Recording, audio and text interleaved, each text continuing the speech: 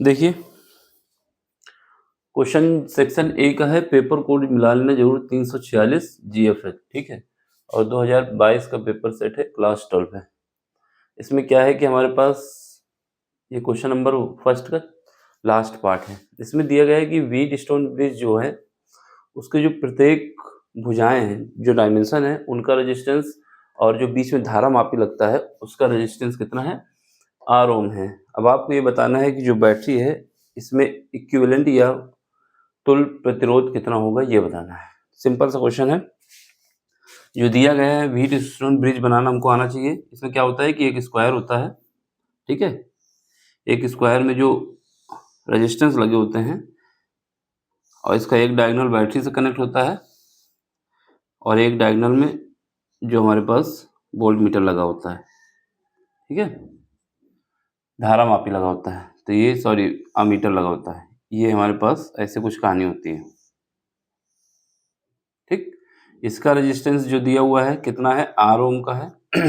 और जो ये डायमेंशन होती हैं इनमें जो रेजिस्टेंस है ये भी R ओम है, ये वाला भी R ओम है। ये जो क्वेश्चन ने बोला है वो हम सब डायग्राम में आपको बना के दिखा दे रहे हैं।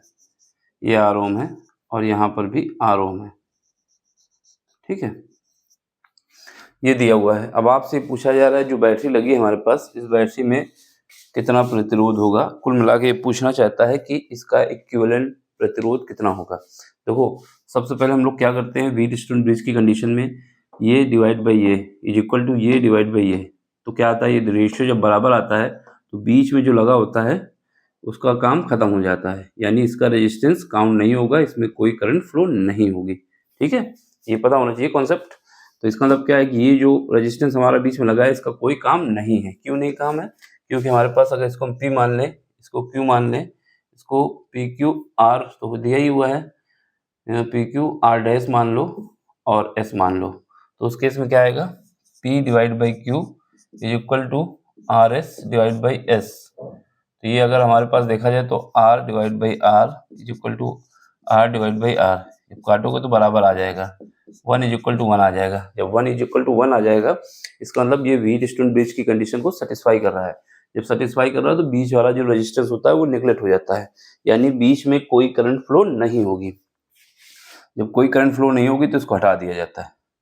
अब हमारे पास क्या कहानी हो गई, हमारे पास R यानी P और R डैश ये सीरीज में हो जाएंगे, Q और S ये सीरीज में हो जाएंगे, फिर उसके बाद दोनों पैरेलल हो जाएंगे। बस इसका निकाल लेते हैं। अब इस केस में क्या होगा, ये कंडीशन लिखने की जो दो ऑब्जेक्टिव क्वेश्चन है, लेकिन हम लिख के आपको इस वजह से बता दे रहे हैं कि कोई कभी कंफ्यूजन ना हो।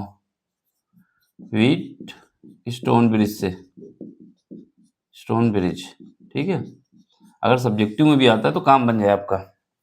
बताएंगे कि P तथा R डैश श्रेणी क्रम में है तथा Q व S भी श्रेणी क्रम में है। दोनों श्रेणी क्रम का मतलब होता है सीरीज में है। जब दोनों श्रेणी क्रम में है तो श्रेणी क्रम में रेजिस्टेंस क्या होता है, हम R1 मान लेते हैं तो क्या आएगा, P plus R dash is equal to क्या है, R है प्लस R है, बराबर कितना आ जाएगा, 2R आ जाएगा, ठीक है। ये दिया हुआ है ना। दूसरे वाले को R2 मान लेते हैं तो क्या आएगा, S प्लस और क्या है, S plus Q is equal to कितना आ जाएगा, R प्लस R, ये भी 2R आ जाएगा। अब क्या होगा, अब ये दोनों पैरेलल हो जाएंगे। जब पैरेलल हो जाएंगे तो ये ऐसे कुछ बन जाएगा, ठीक है। जब ये रेजिस्टेंस पैरेलल हो गए एक दूसरे के, यहाँ पर बैटरी ऐसे लग गई, ठीक। अगर इसको ऐसे लगाना चाहो तो ऐसे भी बना दो।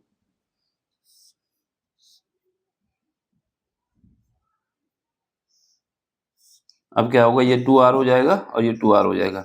अब ये दोनों कैसे आ गए, पैरेलल क्रम में आ गए। तो बताएंगे 2R तथा 2R समांतर क्रम में है। समांतर बोले तो पैरेलल क्रम में है, समांतर क्रम में। जब समांतर क्रम में होते हैं तो R इक्विवेलेंट क्या होता है, 1 by R equivalent is equal to 1 by 2R plus 1 by 2R। LCM ले लो, कितना आ जाएगा, 2R आ जाएगा। तो 2R आ गया और यहाँ पर 1 बचेगा, यहाँ पर भी 1 बचेगा, वो ये बचेगा हमारे पास 2 डिवाइड बाई 2R।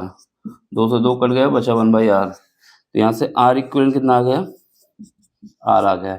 यही हमसे पूछा गया था कि क्या होगा। तो वो एक-एक स्टेप इस वजह से करके दिखाए हैं। ये क्वेश्चन अगर सब्जेक्टिव में आ जाता है ना 2 नंबर में 3 नंबर में, तो आप ऐसे कर देना पूरे नंबर मिलेंगे, ठीक है। बाकी ऑब्जेक्टिव में आता है तो एक नज़र में ही काम हो जाता है। कैसे? इन दोनों को जोड़ोगे 2 आएंगे, इन दोनों को जोड़ोगे 2 आएंगे, 4 2 ये हुए 2 ये हुए, और जब ये पैरेलल क्रम में हो गए तो क्या होगा? 1 बचेगा। ये तो दिमाग में रखना चाहिए। बाकी अगर सब्जेक्टिव में आता है तो आपको करके दिखाना होगा ऐसे। ऑब्जेक्टिव के लिए सिंपल सा ऐड करना है कि 2 सीरीज में है, ये 2r हो जाएगा, ये 2 सीरीज में है, ये भी 2r हो जाएगा। अब दोनों पैरेलल में है तो बस 1/, कर देना 2r प्लस 1/2r, कितना आ जाएगा? 2r इधर आ जाएगा, 2 ऊपर आ जाएगा, कट जाएगा, r बचेगा। ठीक?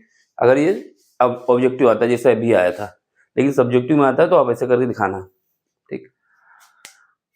बाकी समझ में आया तो लाइक करें, शेयर करें, सब्सक्राइब करें और अपना सपोर्ट भी दें। किसी भी क्वेश्चन में डाउट होता है आपको तो आप टेलीग्राम में आइए, टेलीग्राम में क्वेश्चन पूछिए, ठीक है। बाकी आपको समझ में आता है, ठीक, तो आप लाइक कर दें, शेयर कर दें, सब्सक्राइब कर दें, ठीक है ना। इसके अलावा अगर आपको कोई भी प्रॉब्लम में दिक्कत आती है तो मैं बार बार बोलता हूँ कि टेलीग्राम में आ जाइए, वहाँ पे क्वेश्चन पूछ लीजिए, जितनी जल्दी होगा हम आपको बता देंगे। ये 2022 की सीरीज है, 2024 का करा चुका हूँ, 2023 का भी करा चुका हूँ, 2021 का कराना है, ये 22 का इसके बाद लास्ट सेट बचेगा, वो भी हो जाएगा, फिर स्टार्ट हो जाएगा 22 का, अरे 21 का, ठीक है ना। समझ में आए तो लाइक शेयर सब्सक्राइब जरूर कर देना। Thank you for watching, bye, take care.